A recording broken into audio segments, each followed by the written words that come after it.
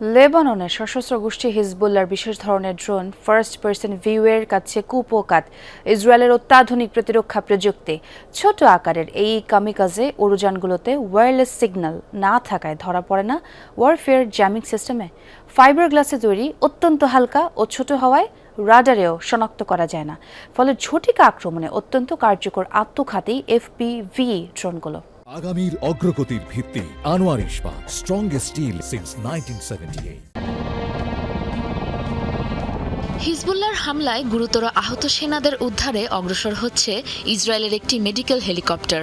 হঠাৎই উড়োযানটির দিকে ধেয়ে আসতে দেখা যায় ছোট আকারের একটি ড্রোনকে। বিশ্বের সবচেয়ে অত্যাধুনিক প্রযুক্তি ব্যবহার করেও সেটি থামাতে ব্যর্থ হয়ে শেষমেশ গুলি করে ধ্বংস করে ইসরায়েলি সেনারা। তেল আবিবের বিধ্বংসী প্রতিরক্ষা ব্যবস্থাকে এভাবে ধরাশায়ী করার পর আলোচনায় লেবাননের সশস্ত্র গোষ্ঠী হিজবুল্লাহর FPV বা first person view attack drone.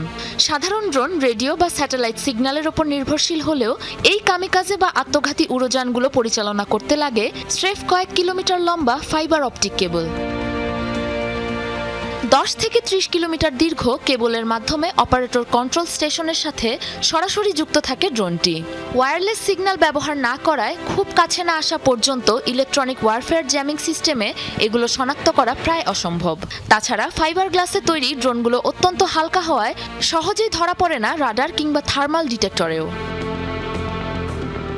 Fibre optic তারের মাধ্যমে স্বচ্ছ ভিডিও পাওয়ায় নিখুঁত নিয়ন্ত্রণে খুব সহজেই শত্রুর লক্ষ্যবস্তুতে হামলা চালাতে সক্ষম হচ্ছে হিজবুল্লাহ। তাই FPVর অতর্কিত আঘাত ঠেকাতে ব্যর্থ হচ্ছে ইসরায়েলের বিখ্যাত মেরাকাভা ট্যাঙ্ক ও বিশ্বের অন্যতম শক্তিশালী এবং উন্নত active protection system trophy. Israeli গণমাধ্যমের রিপোর্ট অনুযায়ী সম্প্রতি দক্ষিণ লেবাননের সীমান্তবর্তী তাইবেহ শহরে হিজবুল্লাহর FPV ড্রোনের আঘাতে নিহত হয়েছে এক IDF সেনা, আহত আরও 6 জন। ইসরায়েলি বাহিনীর বড় মাথাব্যথার কারণ হয়ে দাঁড়িয়েছে দক্ষিণ লেবাননের গোপন কারখানায় সস্তায় তৈরি এই কামিকাজে ড্রোনগুলো। সাবরিনা নুসরাত, যমুনা নিউজ।